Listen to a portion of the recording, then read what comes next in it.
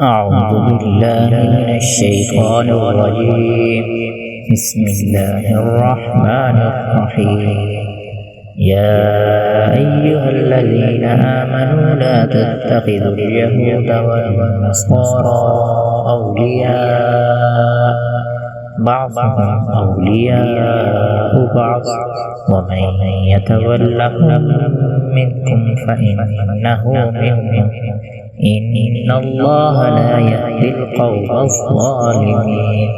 فترى الذين في قلوبهم مرض يسارعون فيهم يقولون نخشى أن تصيبنا دائرة فعسى الله أن يأتي الفتح أو أمر من عنده فيصبحوا على ما أسروا في أنفسهم نادمين.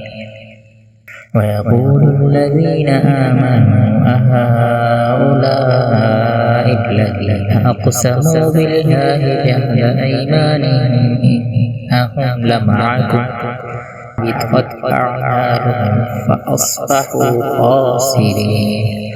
يا أيها الذين آمنوا من يرتد منكم عن دينه فسوف يأتي الله بقوم يحبهم ويحبونه أذلة على المؤمنين أعزة على الكافرين يجاهدون في سبيل الله ولا يخافون لومة لائم ذلك فضل الله يؤتيه من يشاء والله واسع عليم.